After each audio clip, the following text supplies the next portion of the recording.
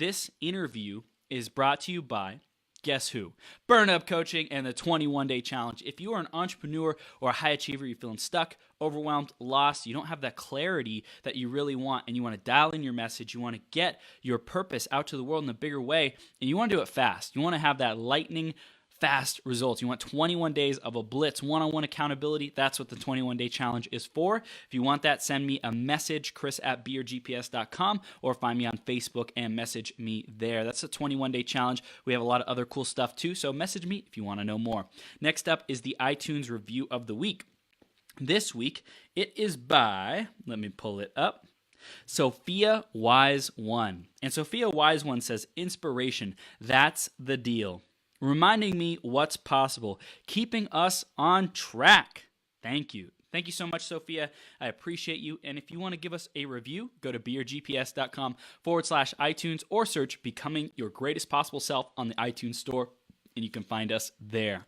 So again, like I said, Yelena is about to come on and rock it. She's going to share gold about marketing, about messaging, about really penetrating the noise so that you can be heard, so that people can buy what you have to offer, so that you can deliver your gifts and your message and like who you are to the world. Live your purpose, live your mission. Before we get to that though, I'm reminding you, grab a piece of paper, grab a pen, be ready to take notes, because you never know what one idea can transform the rest of your life, and be ready to click follow, click subscribe, go find Yelena, have a conversation with her, because she's so awesome, so warm and welcoming, and she's an incredible human being. So make sure you stick around all the way through and be ready to connect with this woman, this powerhouse, because she is awesome. Let's read her intro, and then we will bring her on.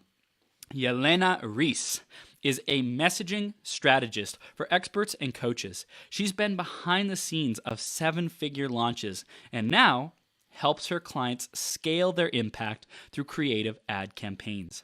Yelena is a self-proclaimed chocolate connoisseur and loves to take on solo travel adventures, to eat good food, and meet awesome people around the world. And we're blessed to have her here with us today. Yelena, are you ready to rock this?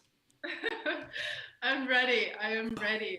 Awesome. We are now live. We're now live and rocking it. Thank you so much for being here, Yelena. I'm so excited, and we're going to have a lot of fun. We're going to dive into the first question of the day, which is how to fly, how to first love yourself. So how does that show up for you, superstar? Ooh, that's such a good question. Yes. First, love yourself. Yeah, I love that. So I think for me, it's really just having the trust in yourself.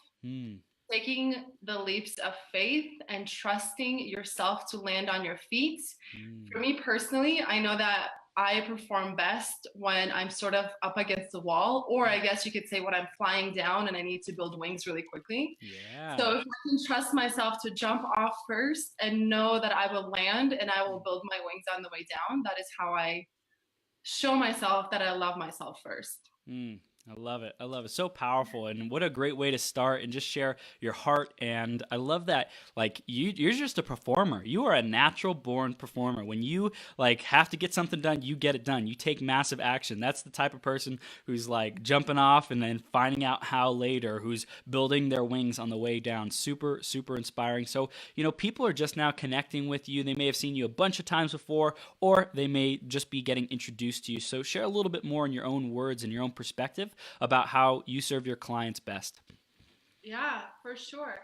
So the way I serve my clients now is I help them scale their influence through advertising. Advertising is just the medium that we're using because I think it's such a powerful way to first find the audience that you really want to talk to, and build that relationship with them through this powerful platform, which is Facebook, and get your message in front of the right people, and build that relationship with them, pre-qualify them, share your message. And then it's also a great way to test.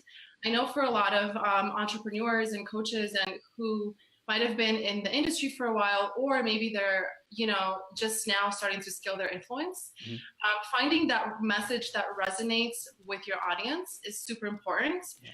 And we have such a powerful tool to really see what is resonating and put that message out there and scale your influence, talk Yeah. to more people, spread So your message. it's the platform Facebook, we're able to test, hey, what is it that people really want to hear? What do they care about? What's the messaging that's going to really make the difference for them? That's going to change their day, that's going to wow them, that's going to inspire them, or, break them out of whatever their monotonous pattern of life is and give them hope, give them inspiration, or wake them up. And that's something that you do effectively in terms of the messaging, as well as you mentioned scaling in there, which is also super important. It's like at some point, it's not just about the one-to-one and the doing the same thing over and over again. It's like, how can we make the biggest impact possible as influencers, as people who are building our own brands and want to make a difference, make an impact, leave a legacy? It's so true. It's crazy because it's like you get to talk to people who would otherwise not know who you are or even Mm, know that your services existed. yeah. So, yeah, yeah. It's incredible. It's incredible. I was talking to you earlier this week about my niche, my target, my avatar is like 26-year-old men who are feeling like they have all the external things, or they've been going on that hamster wheel and acquiring and doing and trying to be the tough guy and all this stuff, right? And have the external validation, but it was never enough for them. And I found out that there was, I think, around 70,000 people in Nevada who are age 26, 70,000 like men. And if I had my messaging so precise and tested these ads with them to where I got in front of, let's say the 1, 2, 3% or whatever that is, the entrepreneurial minded, they want to leave an impact, they want to leave a legacy, like that's going to cut through all the noise. Because to say, hey, you're a 26-year-old, I get you, I was once where you were, I once knew what it was like to be on the hamster wheel trying to fill up externally, like the power of that is like ridiculous. And that's what you help people with. Yeah, yeah, it's so true. It's so interesting because you're just so passionate even talking about it because once you like grasp the magnitude of how powerful this is, it Yeah. gets really exciting in your business. Yeah. Oh my gosh. I love it. So we're going to talk about the foundation and the principles and how to actually do that. Before we get there though, I want to go back in your journey and talk about how did you get to being this person who cares about scaling, who cares about, helping. It's almost like you're making the kings and queens because you're helping them to get their message out. You're the person who empowers them. How did you get to where we are today doing these, 7-figure launches? Take us back, Yelena. Yeah, I guess how far back do we want to go with this? Wherever you feel like, where does the genius start? Where does your story, your genius start blossoming? Where does the genius start? Well, to be honest, if you would have asked me like 5, 6 years ago, like where I would be, it would probably be like a very surprising answer because I was in a very different space completely.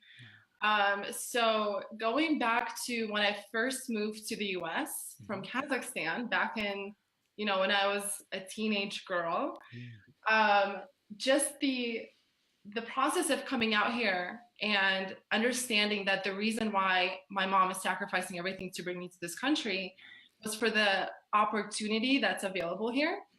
And so like this reverence for opportunity was like super ingrained in me, like from an early age.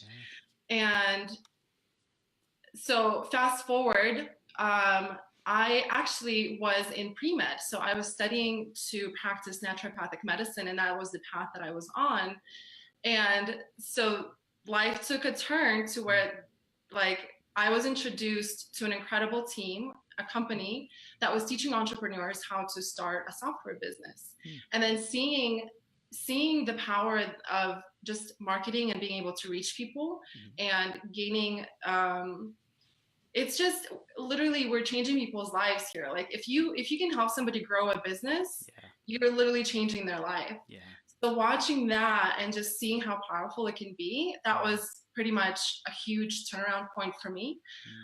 So I had sort of a great introduction to the industry and to the marketing side of things and seeing how everything works in the back end.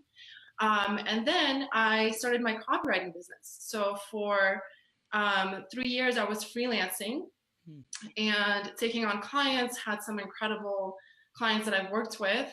And now I am exclusively focusing on Facebook advertising and helping experts and high ticket experts really scale their influence and test their message in the marketplace and do that thing just because of how powerful it is. That's So awesome. that's sort of the There's so many gems in there. We're gonna discover what had you be passionate about naturopathic medicine, and like, do you see that there was something in there that caused you to come alive and have you be curious that translated into the startups and into the copywriting? Interesting question. Well, so I actually changed my major 3 times when I was in Wow. university. Yeah. Okay. Funny enough, my first major was in marketing, and then I Ooh. changed. Then I Wow. switched it to psychology. Wow. And then I, for me, naturopathy and like integrative medicine was a passion because I had switched my lifestyle completely to Mm. like my nutrition, and I just saw Good job. how just like our medical system and I was just really passionate about that whole side of things. Yeah. The reason I changed, it was interesting. So I actually interned with a naturopath for 6 months, Mm-hmm. and being just interning with her opened my eyes to what I didn't want. Mm. Even though I was super passionate about medicine, I felt like, being tied to a practice like was just really scary for me. I wanted that sense of freedom. So I started to look for that somewhere else. Mm. And then when online marketing came around and I started to meet people in the space, and when I started to see what was possible, that reverence for opportunity like really lit me up. I'm like, this is where so much opportunity is, and I get to impact people who are changing lives. So I'm almost thinking of myself like a little domino. Like if I get to tip someone in the right direction with their message and like with their marketing, if I get to tip them and then they tip over and impact all these people that are that they're helping with their product or service, like that's what I'm really excited about. I love it. I love it. So when you were in the startup company, helping startups, what would you say were some of the biggest distinctions that you got that helped move your career forward? Biggest distinctions. What do you mean? So like the you started seeing things from a different perspective. Maybe you learned about how important messaging was. Maybe you learned about how important leadership or communication or integrity or something like that was. Yeah. So for me, I was just fascinated by how you can build a relationship with someone through literally them reading your words, through them listening to your podcast, through, I mean, we are now enrolling people into our lives, sometimes without ever having even to talk to them on the phone. Wow. So that's like what I was watching from the back end. And to me, this was brand new at the time. And I remember I was on the back end of answering support emails and people who were trying to enroll and they weren't sure and they had objectives like, I'm not sure about this program. And then I would, give them my honest feedback. And then watching those people who were not sure about where they're going, and then months later, when I actually met them at a live event for the first time, this was huge. You meet someone and like, Yelena, you remember that first email you sent me, and now I'm out here like running my business. And then they would remember this first email because it's what got them enrolled into the program. And I was like, oh man, that's crazy. Wow. So for me, just the power of how we can impact people with our words and the message that we share. That's so for me, that was just a flip. I'm like, this is crazy. Like there's so much here. And I honestly feel like a lifelong student of this because I never feel like I know enough about it. It's like there's always more to learn, know? Yeah, that learning is something I think a lot of us who are visionaries and want to empower people in a different way, in a big way, like we have that in common. We love growing. We love the freedom and the ability to go where we want and do where we want. And we know to get to more aspects of freedom, to expand our capacity for freedom and to create that in our lives, we get to learn, we get to grow, we get to study the people who are already having those results. So I'm sure you learned a lot in being surrounded by people who are helping startups as well, being able to contribute in such a powerful way to people's businesses, startup businesses. That's people's babies when they're first figuring out entrepreneurship and how to get their message out, how to build another sustainable income source, whatever it might be. Like, you probably saw so much passion and aliveness and freedom and dreams coming alive in that company or in that field. For sure. Yeah. Well, it's like we're fueling people's threshold of possibility, because I think once you get to open up to this world, you like really, it starts to become apparent that if you are stepping in to serve and you have a valuable service and you are helping people, then it's like your threshold of possibility grows. It's like what used to be your ceiling becomes your floor as you continue to grow, and that's super exciting. Yeah, I love it. So let's start talking about the foundation, the fundamentals, what we need to know in terms of being effective with our messaging. Where would you start if people are, they're feeling like their messaging's not strong, it's not communicating effectively, they're not getting the amount of clients that they want in their marketing, in their ads, in their communications? Where do we really start with that? For sure. Well, that's a good question. So, and a lot of you have probably heard this before too, is like the place to start is really understanding who is on the other side listening to your message and who are you really speaking to.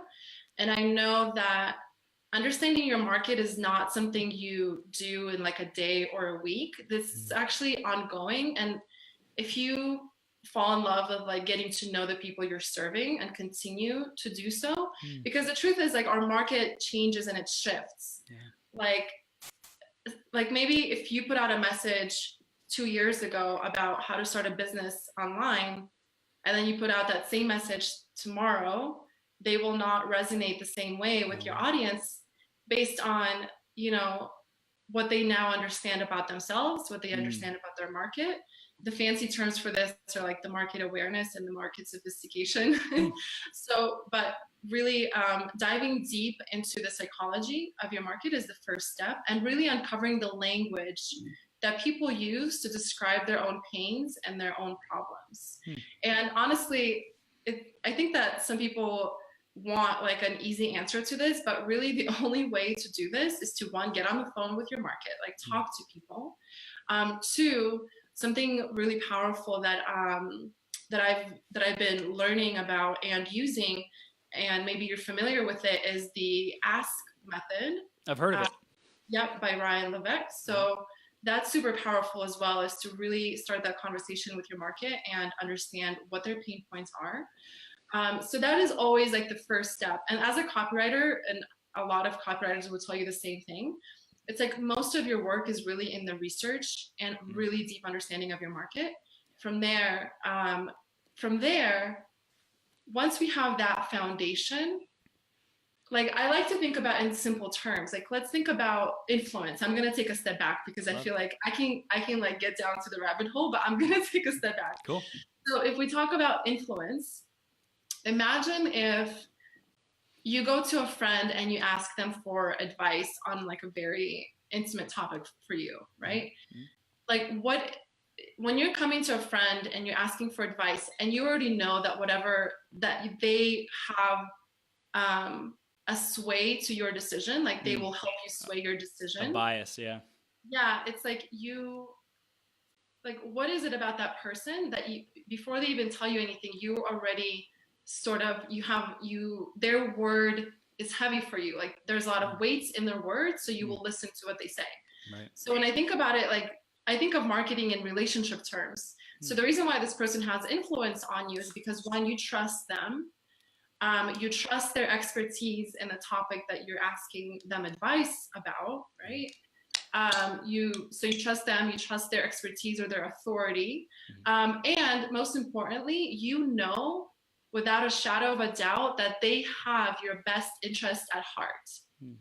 So if we can build a relationship with our audience and have those things in place, so building trust with our audience, having them trust our expertise, and then also, giving them an understanding that we have their best interests at heart and actually meaning that, like those are the key ingredients that we will start with when it comes to influence. Yeah. So the way we're implementing that is basically, we're like recreating this customer journey, to inject all of these elements along the way, so that then from the first time somebody comes in contact with you to the time they're maybe on the call with you, or whatever that sales process looks like, by the time they're on the call with you, these pieces are already in motion and are already in place, which makes your job as someone who's enrolling people into your service a lot more fun, a lot more easier, and you get to show up more powerfully because you don't have to worry about like having to sell, yourself in a sense. Yeah, that's powerful. So you really like make things more enjoyable for people because they just show up and they deliver their gifts. You help people craft, hey, what are the evidence pieces that we need to put along the journey, the facts, the case studies, the examples, the testimonials, the whatever it might be that causes the prospect to believe in and trust in you, trust in your expertise, trust that they can be enough for your process. They're good enough. They're a good client. They're a good candidate kind of thing. And so by the time they show up on the call, they're like, "Man, I feel amazing around you. Like I just want to work with you," and they're ready to take that next step. That is the dream. Actually, you mentioned something that was really really good. You said, what do they need to believe? And I think this is a powerful question to ask. It's like, what does this person need to believe by the time we're on the call? What do they need to believe about me, and what do they need to believe about themselves in order to move forward with me as a client, as a service provider? Yeah, because they have a relationship with themselves, and if they, like, I think I've heard in the past, like if in the past they made poor financial decisions, right, then getting onto the call, that might come up in saying, oh, I've made crappy decisions in the past. But if we like train them to believe that, hey, it wasn't your fault, you didn't get the right information, it wasn't the right person for you, it wasn't the right time, whatever, like we teach them to create that faith in themselves again, that self-belief. So that's one of the probably things that a lot of people go through when purchasing online programs.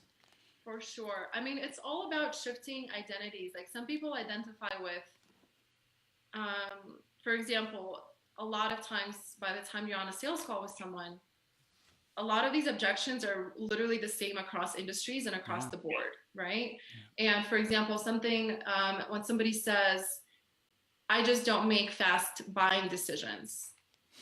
That's something that they believe about themselves, and it might actually be holding them back from going where they want to go, but they don't really see it. So it's really it's our responsibility to show people and to guide them through to, again, make the decision that's best for them. Yeah. And if service is not the best thing for them, then it's your job to not prescribe your, basically, yeah.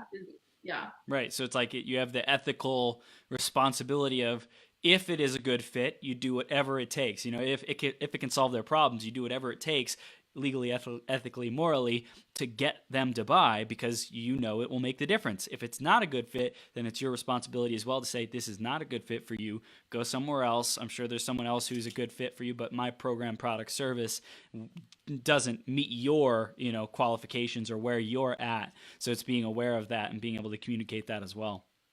Absolutely. Yeah, that's a huge thing. That's huge. And that's part of when I say ethical persuasion, that's sort of what I'm speaking to. Because I think we all, whether we realize it or not, we are being influenced by the things in our environment. And so having the tools at our disposal in order to influence people and move them to action, having those tools comes with a responsibility. Honestly, if we think about how advertising has shaped our society, when, for example, when smoking used to be glamorized and how that shaped our society. It's crazy. Isn't that crazy how some of these principles employed in the wrong way will literally shape people's lives? So it's our responsibility to really employ these principles, but with people's best interests at heart.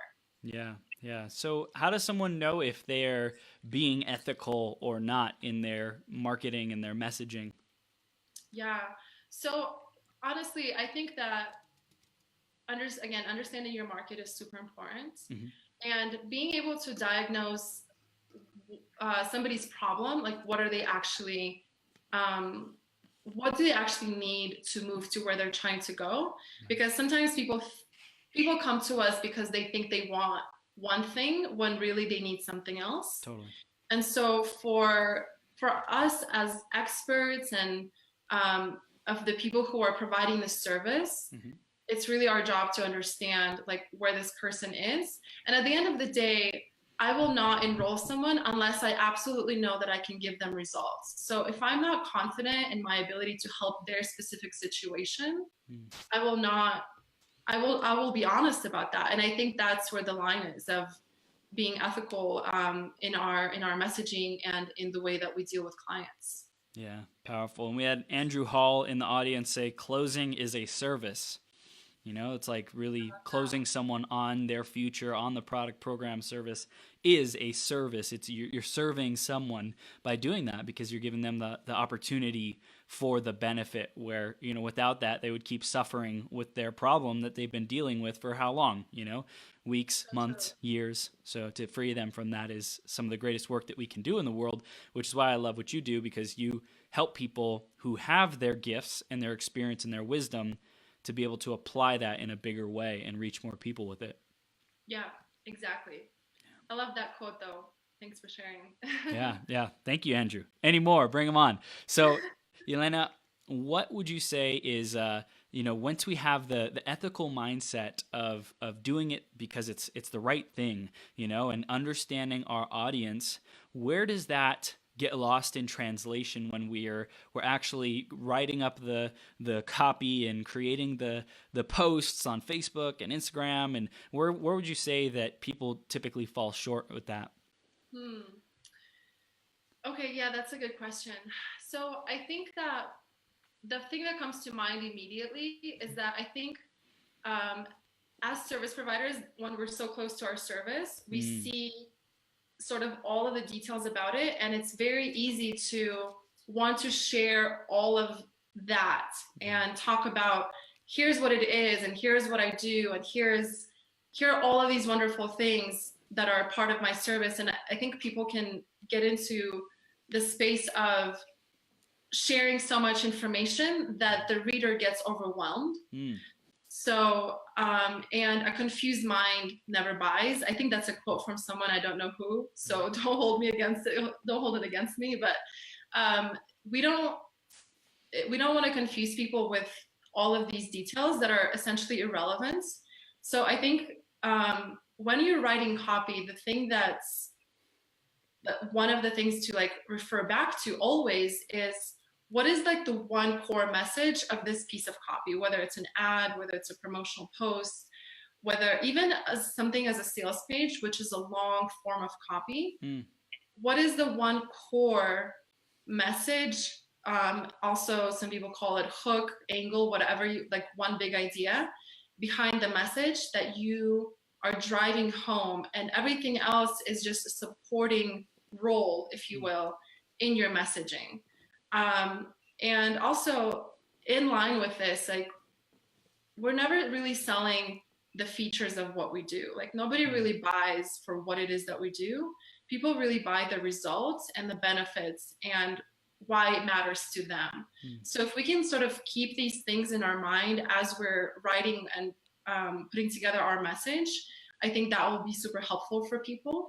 Also understanding that a lot of this is a refinement process. mm, So like understanding the angle of or the hook or whatever you want to call it, it might take some time. Like you might try one way, you might try another way, but as long as you have a factor that you're testing and you know what it is, so it's not all over the map, right. then you can really isolate like, okay, this resonates, this does not, and really understand what your market responds to. Yeah, and it sounds like doing the research first of, hey, what's the language that they're using already, coming up with a hypothesis of, you know, what sounds like the deepest pain points, like what's really going on, probably creating a couple different options for those, and then different solutions that you can offer, and different ways to address it, different ways to speak to it, to highlight it, to illuminate, to share about your solution or the next steps. Like that's a process of, really, what do they resonate with? What are they going to respond to? What are they going to take action on? So true. Well, and the thing is too with advertising that I want to talk about is this is you are talking to a cold audience, meaning to people who've never really heard of you before. So I think a lot of experts have great success on Facebook in general because they have a great network of people that they share a message with, and the people they're sharing this message with already know them, and so it's a very different type of conversation versus if I'm just scrolling my feed and I see an ad for the very first time. Like we really have to think about that first point of contact. I mean, it's, in my opinion, this is not the time to pitch or talk about your offer because it's way too early. We're not even anywhere close to that. So I think the difference comes too is when somebody's used to talking to an audience that already knows them, whether it's like through their Facebook network, maybe they're doing a lot of organic content and they're getting some response from that, but they want to talk to a bigger audience and have more consistency. And then they apply what they know, but to a cold audience situation, they get very different results and they don't understand why. And the reason why is because you're starting a conversation like in the middle of a sentence that doesn't make sense, but you're starting this, like you're trying to start a relationship with somebody and asking them a big ask. They don't even know who you are yet, So again, like just building out that customer journey, really understanding like that this person doesn't know you. It's like, what does the first point of contact look like? We're not talking about the offer at all at this time, So it's probably something along the lines of meeting them where they're at, like saying, hey, I get you. That's probably the very first thing that they need to experience, is that you really get me. Like, I don't care about who you are. You got to show me first that you know who I am. And it's probably through pacing through their current reality, sharing that, I know how you get up at, 6 o'clock in the morning and then you go to the gym, or I know how you stay up until, 11:45 at night because you are worrying and you have to let your wife go to bed first. And then you have to go work on the bills and, stress out over the business while your wife's asleep. So you don't interrupt her or get like worry her or whatever. Right. So it's like knowing that level of detail of what's going on in the prospect or the audience's life. Like you got to meet them there and then share about and then correct me if I'm wrong, but share about how who you are and why they should even listen to you. Once you've met them where they are, then say, hey, there's probably a better way. Well, let me share a little bit about myself and why you should listen to me. Something like that. Yeah, I love that. I love the part where you talked about just pacing through their current reality, and really understanding them versus wanting them to understand you and what you do is a huge shift. And I would even say, one of the things that I think are super powerful, and I've seen some experts employ this strategy now, and it's brilliant because not a lot of people are doing this yet, but I think more people should. And it's basically when you're talking to a cold audience, why not just for example, record a short video talking to them about their pain and giving them a very tangible solution that they can implement tomorrow. It might not be the solution that your service provides, but it is a small step forward to where they want to go and what they want to achieve. And you give them a small taste of victory, if you will. You move them one step closer to, and really show them the possibility of what's possible for them. And not even ask for anything in return. Like maybe we don't even ask for their email because everyone else wants their email. You know what I mean? Maybe we just drive with value and give them a little bit something and make it about them. And then from there, understanding, then we have this pool of people who responded to that message, and then we can continue that conversation at a different time, at a different touch point, where we now expand on the pain. Now they have a little bit more of a trust in what we do and who we are. We expand on it, and then maybe then we can be like, hey, if you want this, we can, then you can grab their email and continue that journey as you go along. So that was a little bit more technical than, hopefully that made sense. No, it's great. It's great. I wanted to ask, in terms of the implementation of it, like how would we track if someone took action on the solution that we gave them if there's no opt-in? Yeah, so this is a really cool thing. Again, Facebook is this incredible platform that literally helps advertisers be successful. Yeah. But basically, with video specifically, on Facebook, you are able to retarget people who have watched, let's say, 25%, 50%, 90% of your video. So, which is super powerful information to have on your hands. Yeah. Maybe you don't have their email address, but you can literally have another touch point with the people who watched your video. And if they've watched your video 90% of the way, like, we have a pretty good idea that what we're talking about is resonating with them, and they want more of that. And there's more conversation to be had there. Versus maybe somebody who is 25% in, maybe not so much, but still, like, we don't know. It's all in a testing. Yeah. The cool thing about this approach too is, let's say you come up with a couple of angles, a couple of pain points to really talk about, and put out a few videos, and then see how many people are resonating with each talk points. Because then when you have that information, then we have a pool of people who are resonating with this pain point. We have a pool of people that are resonating more with something else. And then we can serve them a more relevant message at a later point and start that conversation. Wow. This is brilliant. This is brilliant. You've truly done your homework. I love this. Super, super awesome. So in terms of, we talked about having them believe in themselves. That's super important.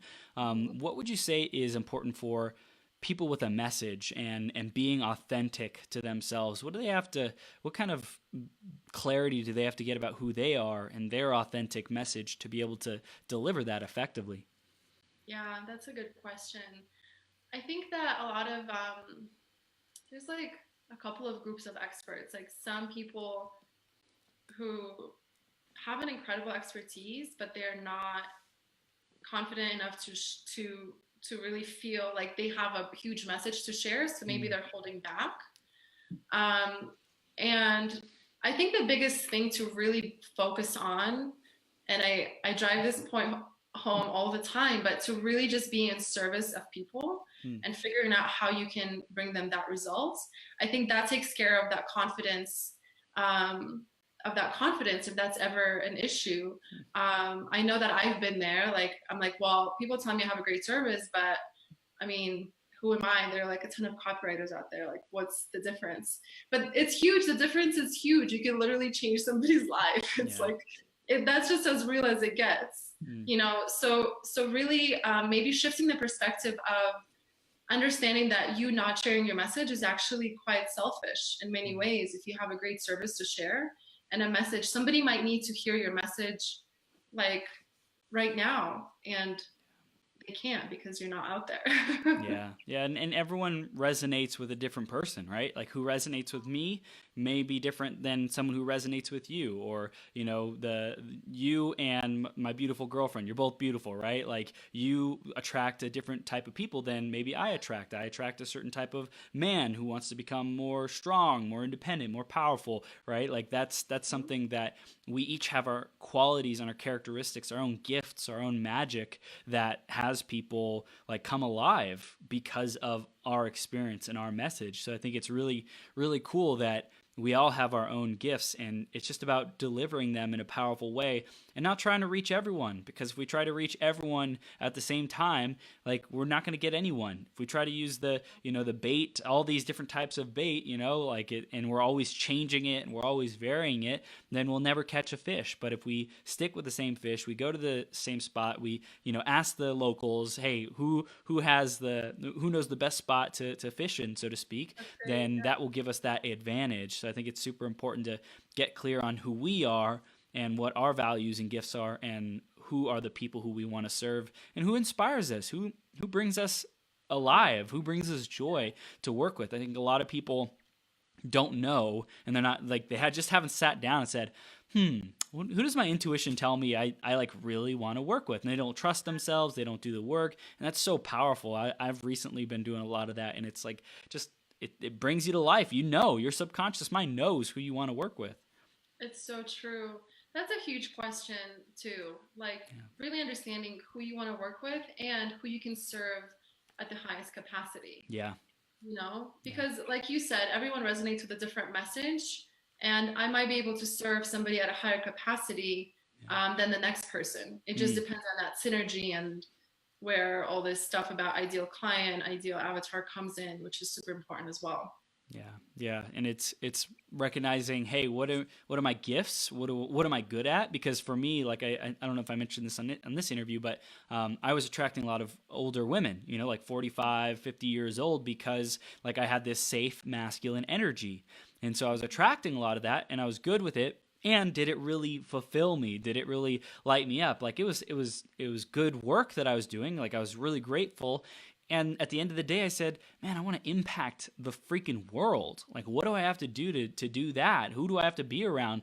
And it's like that voice inside, the small, like, afraid voice of, well, you can't hang around people like Tom Bilyeu and Lewis Howes and like all these legendary people. Like, you're not good enough yet. And it's like, BS, I'm good enough, and I'm gonna go find a way to serve them. I'm gonna go find a way to like solve their problems and get around them more, and so that's like, it's just constantly challenging that fearful, afraid, doubtful voice and stepping into our power.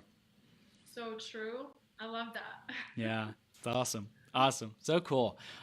Okay, so in terms of like mapping out a journey, I'm curious what your thoughts are on how do we strategize on where people are going to come from, how they're going to come in. What we talked a little bit about the evidence that we need to teach them, but can you be a little bit more specific about like how we teach them? What kind of videos do we need to create? What kind of how many times does it take to make a video to like teach someone something, or to reinstill that self-belief or the trust?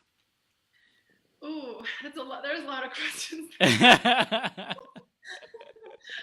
So whichever one you're most inspired to answer. So let's talk about creating a customer journey. Okay. So I'm going to be more specific here, because right now we talked about the first point of contact, right? Mm-hmm. So our video, and I think with the video, it's important to first keep it super short, like 3-4 minutes. Okay.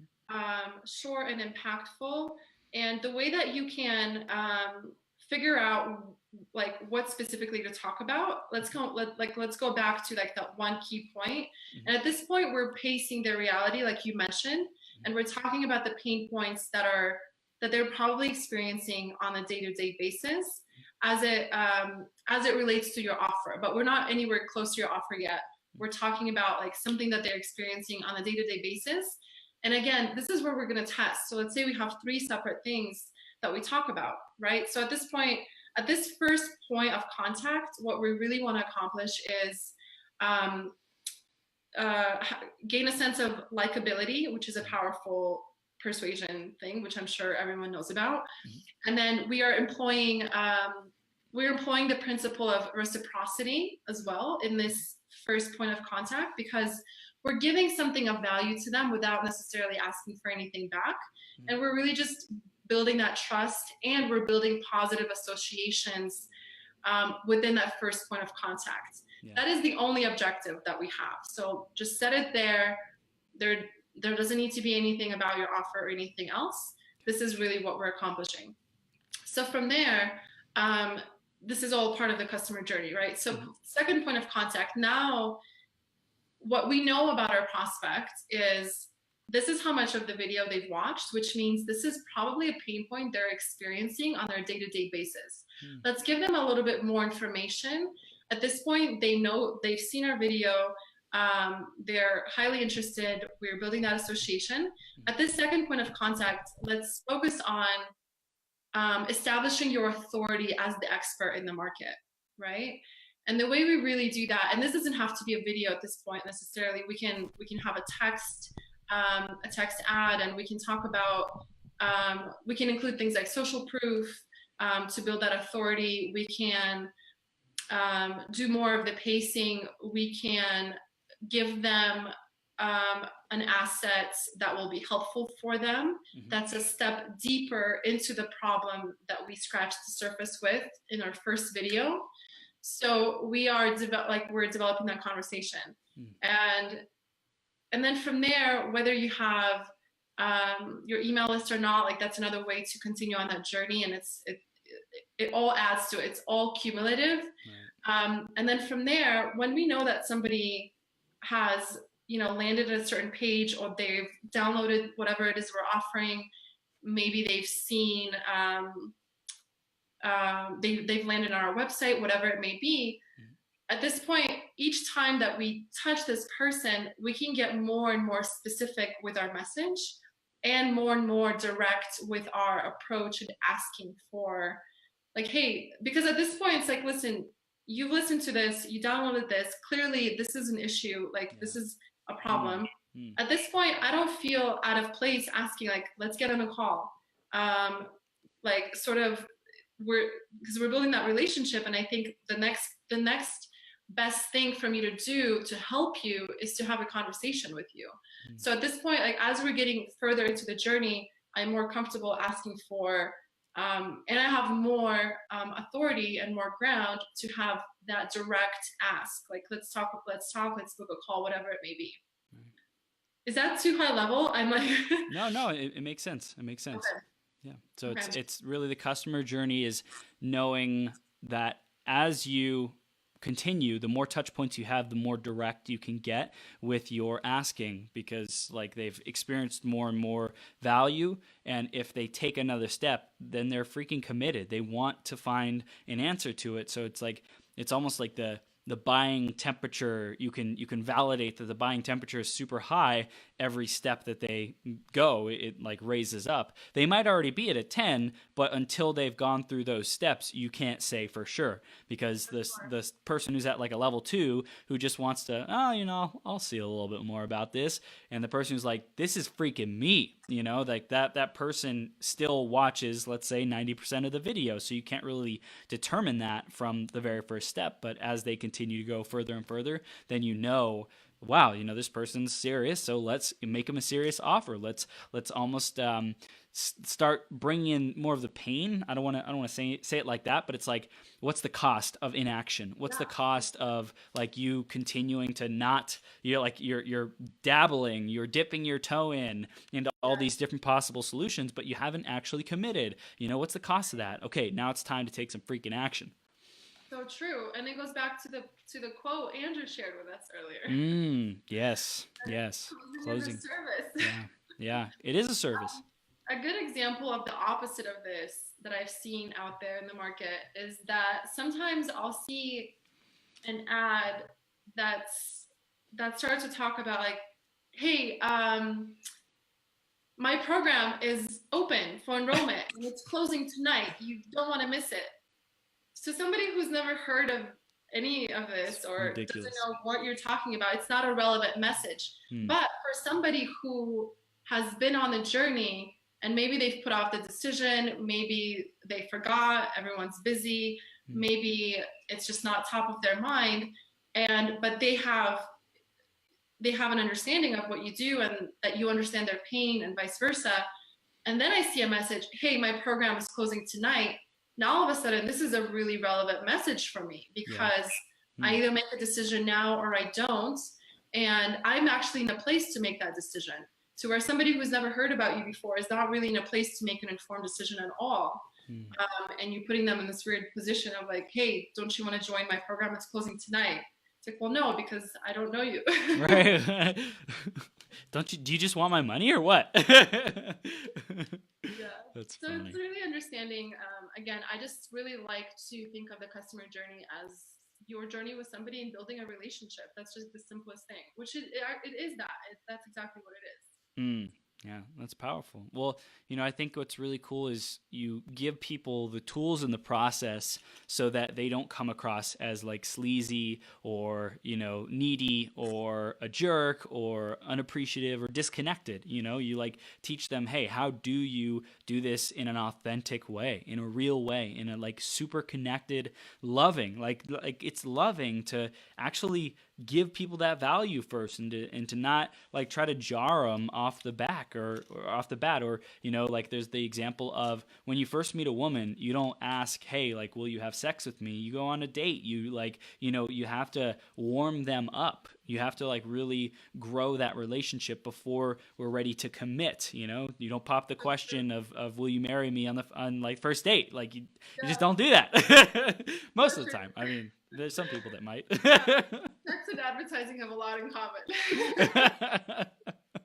That's so funny. So, yeah, I think it's important to know that there's a process. And when you develop a structure and a content delivery to be able to do that, not just organic, but also with ads to reach the people who've never heard of you before, which I think is kind of like what people aspire to, right? They want to be household names, and they want people who like just come across their content.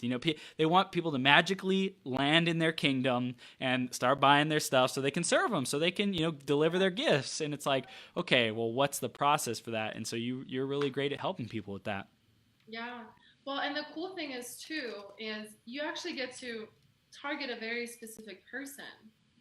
Because knowing from my experience, like when my business was all referral and word of mouth and just social media sort of lead acquisition, it's like I had to take what was coming my way. I was not in control of who was coming my way. It was like somebody would come to me and like, hey, can you do this? I would be like, yes, of course, I can do that for you. But then if you want to offer a very specific service and work with your ideal clients who you can serve at their highest capacity, then I need to go out and actually target them specifically. I can't wait for them to come to me out of the blue, Yeah. So I think that's super powerful.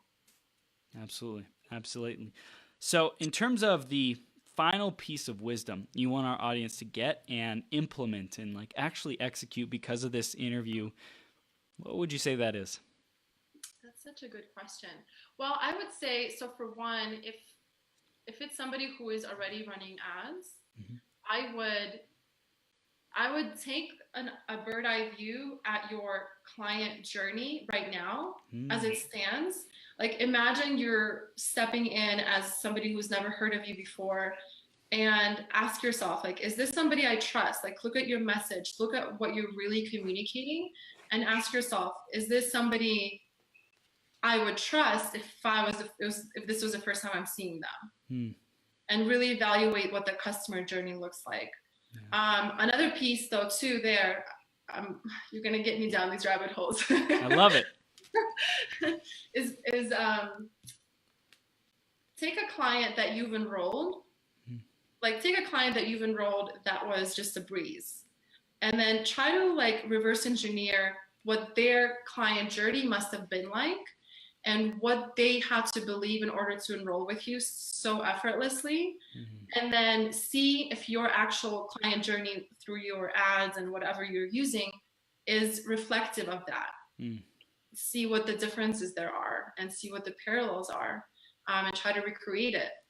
So I would say take a look at your client journey from a fresh perspective and ask yourself the tough questions and just like be honest. Like, is this something that would catch my attention? Is this something that piques people's curiosity? Is this something that is worth listening to? Is this delivering value to people, or am I just wanting to get people into my sphere so I can then offer them whatever? Yeah. What's your favorite part about the copywriting process? Honestly, I'm really fascinated with just human behavior and psychology and why we make decisions. Because as much as we think that we are rational beings, we're actually like very much led by the heart. And then our logic, all it does is explains what the heart has already decided. So it's really just understanding people is why I'm so fascinated about copywriting and creating these journeys for people. It's like, why are people making certain decisions, and how are people's identities shifting where they are in their life now, and how we can shift them to a better reality. Mm. Like that stuff is so interesting. And So I'm in the awesome. process like every single day. Like I'm in that process every single day. I'm like, Yeah. where am I? How do I, what are these beliefs that are driving my behavior? How can Mm. they shift them to be more positive and to serve me better? Yeah. And so I'm asking these questions of myself, and I'm asking these questions of the people that I serve, so we can all just be better humans and live happy lives.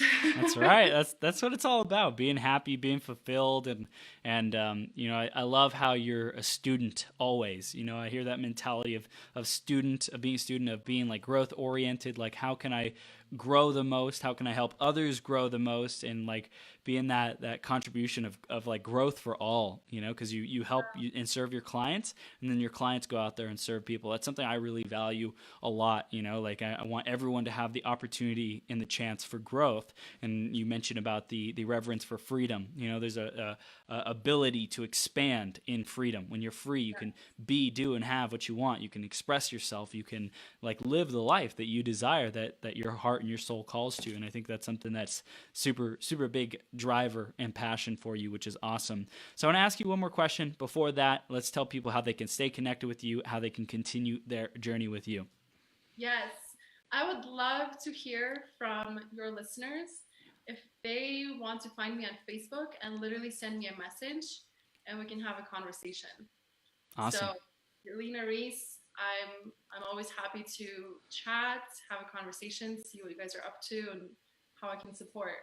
Cool. And your name is a very awesome, culturally not normal in the United States name. So why don't you spell it out for people? Yelena is spelled Yelena, and then it's Reese, like Reese's cups. Sweet like candy. Love it. Love it. Awesome. Awesome, Yelena. So that is super cool. And I just want to hear, what is your definition of your greatest possible self? Ooh, definition of my greatest possible self. Man, I don't know. I guess the answer that comes up for me is like in theme with everything we were talking about, and that's just really staying grounded in the service of others and growing as a person every single day. Yeah. Yeah. Just let that land. It's awesome. It's beautiful. Awesome. Awesome, Awesome. Yelena. You are incredible. And thank you so much for showing up today. Everyone, definitely stay connected with her. She is super inspiring, and have a conversation with her. Let her know that you saw her and you heard her on Become Your Greatest Possible Self. And if you are an influencer, you're building your brand, you're growing your coaching program and clientele, you're growing like your ability to impact the world in a big way, you definitely want Yelena on your team, and she will be able to impact you in huge ways, serve you, as she's clearly shared in this interview she loves to do. And you'd be lucky to have her. So Yelena, thank you for being here, and thank you for Thank showing you. up as Thank your you so GPS. much. This You're was welcome. amazing. I'm super inspired by you as well. I don't know. Your audience is super lucky to have you. Thank you. Seriously. Thank you. Thank you Thank so you so much. much for holding the container for people to come together and share your message. This is awesome. Thank you. This is just the beginning, and I appreciate you being a part of it. We'll see you soon, okay? Sounds good. Thank you. I'll talk to you soon. All right, take care.